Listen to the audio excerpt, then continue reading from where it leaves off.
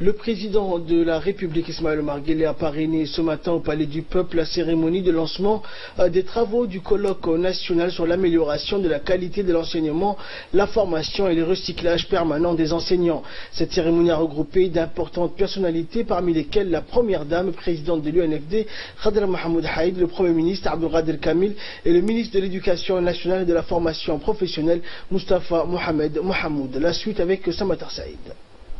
Le président de la République, son Excellence Ismaël Omar Guelleh, a parrainé aujourd'hui au Palais du Peuple la cérémonie du travaux du colloque national sur l'amélioration de nos enseignements apprentissages. Cette cérémonie a regroupé d'importantes personnalités, parmi lesquelles la première dame et présidente de l'UNFD, Mme Khadra Mahmoud Haïd, le premier ministre, M. Abdelkader Kamil Mohamed, et le ministre de l'Éducation nationale et de la formation professionnelle, M. Mustafa Mohamed Mohamoud. L'événement a également vu la présence des membres du gouvernement et du Parlement, ainsi que des personnalités civiles et militaires. Organisé par le ministère de l'Éducation nationale et de la formation professionnelle, ce colloque a pour objectif de se pencher autour de la problématique de nos enseignements et apprentissages et permettra aux participants, durant la durée du colloque, de confronter leurs idées en vue de formuler des recommandations pour améliorer la qualité de nos enseignements et apprentissages. Quelques 150 participants composés du monde éducatif, des représentants du peuple, de la société civile, des représentants des différents départements ministériels étaient présents et débattront durant 3 jours. Sans oublier que pas moins de 4 experts, dont 3 Djiboutiens, vont diriger ces travaux thématiques qui est à l'ordre du jour. Enfin, il faut rappeler que ce colloque et les consultations populaires qui les ont précédés s'intègrent dans la dynamique des États généraux initiés en décembre 1999 par le président de la République, qui a voulu encore une fois déclencher un débat et une réflexion autour de notre école en perpétuelle mutation. Ceci dans le but de relever davantage le niveau scolaire de nos enfants dans un monde globalisé et en compétition permanente.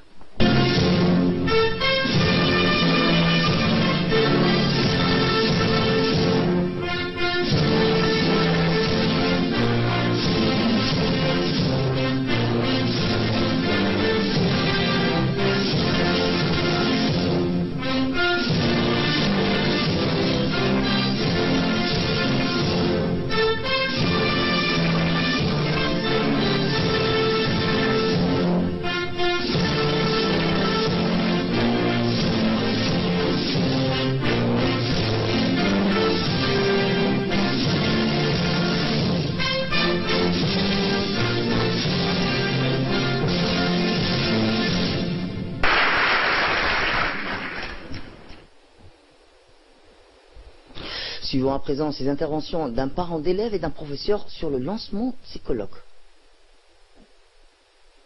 Avant toute chose, je voudrais remercier Monsieur le ministre de l'Éducation nationale et de la formation professionnelle qui, à travers lui, le président de la République, son Excellence Monsieur Ismaël Omar Guelleh, d'avoir mis en place ces débats où nous, les élèves, nous avons pu enfin prendre la parole pour nous exprimer et dire tout haut tout ce que l'on pensait tout bas. Je vous avoue qu'au début des consultations en classe, nous étions hésitants, car on n'y croyait pas trop. Nous étions persuadés que nos idées ne seraient pas prises au sérieux, que nos réflexions ne seraient pas entendues, mais nous avons vite été rassurés quand nous avons compris que nous étions non seulement libres de parler, mais qu'en plus nos doléances et nos propositions seraient entendues. Nous avons eu la chance de vivre et de participer à un événement extraordinaire, le jeudi 8 décembre 2016, qui a eu lieu dans toutes les écoles, collèges et lycées de la République. Il s'agissait d'une consultation organisée par le MENFOP, présentée sous la forme de discussions-débats entre les parents, les enseignants et les chefs d'établissement et élèves. Nous avons été interpellés sur une question fondamentale qui nous concerne tous. L'amélioration de la qualité des enseignements et apprentissages de nos enfants.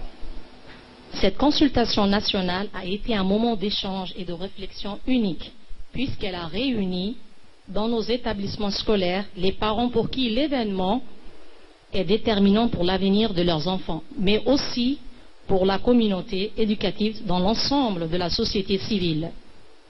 Moment unique également, car les débats orientés à partir des questions pertinentes ont été constructifs et se sont déroulés en toute transparence dans une ambiance conviviale.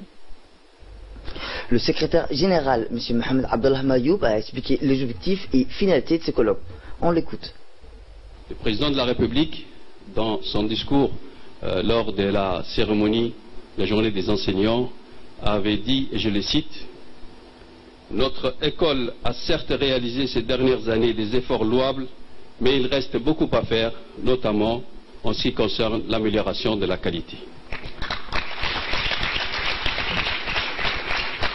Donc, c'est une invitation, c'est une orientation à la réflexion et surtout à l'action en matière de qualité d'éducation, en matière de qualité des enseignements apprentissages.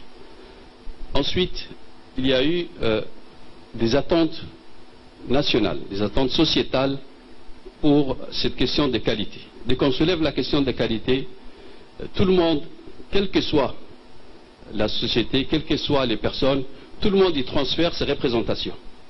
Tout le monde donne une définition à cette qualité. De la plus simple définition, c'est-à-dire apprendre à lire, à compter, à écrire, jusqu'à la plus complexe, développer ou promouvoir un citoyen épanoui et inséré dans sa société et acteur du développement.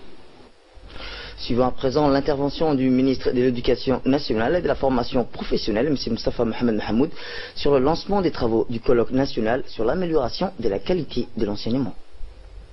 Conformément à la feuille de route tracée par son Excellence, le Président de la République, le ministère de l'Éducation nationale et de la formation professionnelle a pris l'initiative d'organiser ce colloque ayant pour finalité de rehausser la qualité des enseignements apprentissages. Le Président de la République, son Excellence M. Ismaïl Omar Guelleh,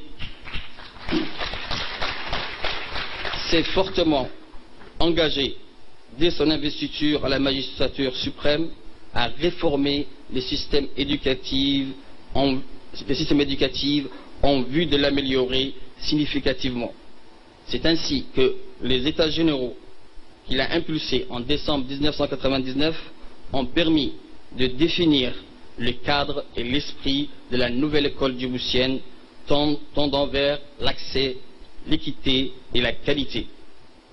Et depuis, le système éducatif a enregistré d'appréciables résultats qui indiquent que le pays est en bonne voie d'atteindre les objectifs d'universalisation de l'enseignement fondamental.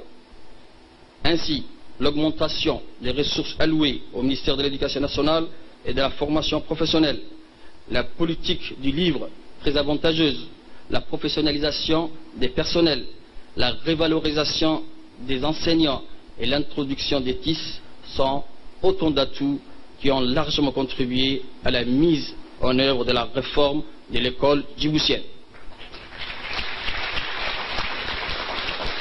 Cependant, force est de constater que la problématique de la qualité est plus large, plus complexe et couvre tous les niveaux du système éducatif. En effet, la qualité des enseignements apprentissages, la performance des élèves, le renforcement d'outils de gestion basés sur l'approche GAR, gestion axée sur les résultats, sont autant d'éléments à améliorer en vue du perfectionnement du système et de la qualité des enseignements apprentissages. Et l'intervention du chef de l'État qui a ouvert ce colloque a été largement méditée et suivie. Je vous propose d'écouter l'intervention du président de la République. Je tiens à féliciter les organisateurs de ce colloque sur la finalité de notre système éducatif. Cette initiative d'aujourd'hui se situe évidemment dans la lignée et le prolongement des États généraux de l'éducation nationale de 1999.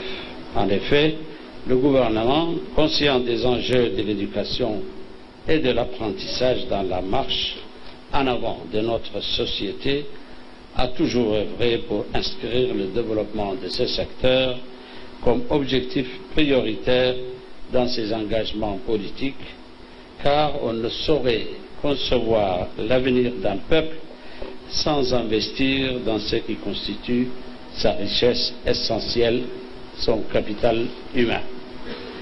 C'est dans cette optique que je mesure avec vous aujourd'hui l'intérêt d'une réflexion qui touche en fin de compte au profil des hommes et des femmes qui vont faire progresser notre pays. À cet égard, je me réjouis de voir la mobilisation de tous les acteurs, parents, enseignants, pédagogues et société civile qui doivent travailler en synergie afin de construire ensemble une école inclusive de qualité.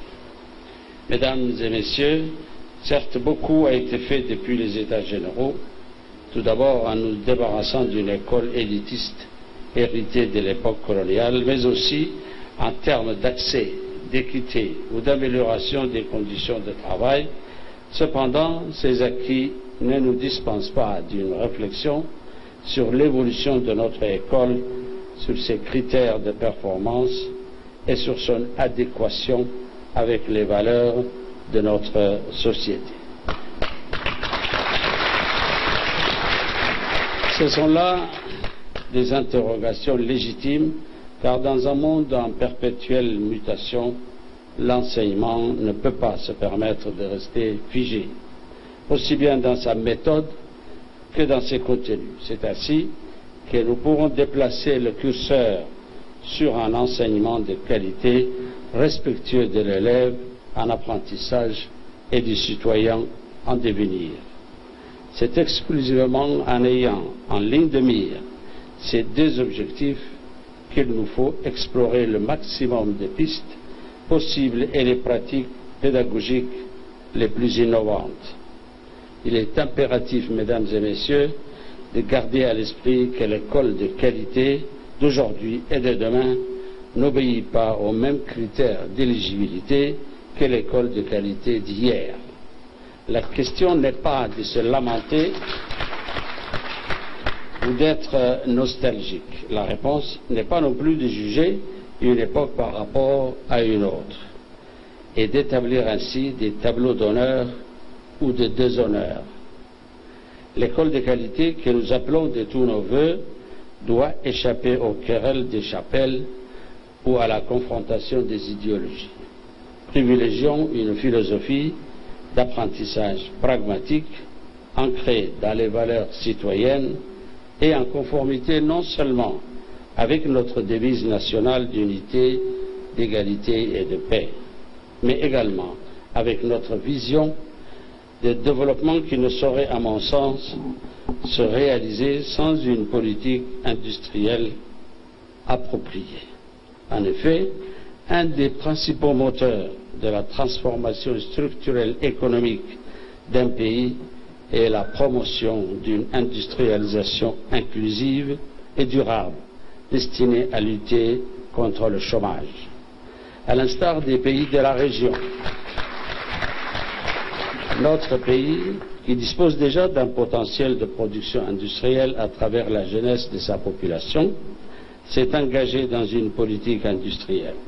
C'est pourquoi je souhaiterais, à cet égard, vous voir inclure dans vos réflexions la préparation des différents profils et l'orientation de nos jeunes vers des études et domaines techniques et technologiques nous permettant de réussir le challenge de l'industrialisation. Je vous remercie de votre attention. Et vive la République, vive Djibouti, assalamu alaikum wa rahmatullah. Et dès l'ouverture de ce colloque prévu pour durer 3 jours, de nombreux participants ont voulu réagir et faire entendre leur point de vue. Nous les écoutons. L'objectif est double.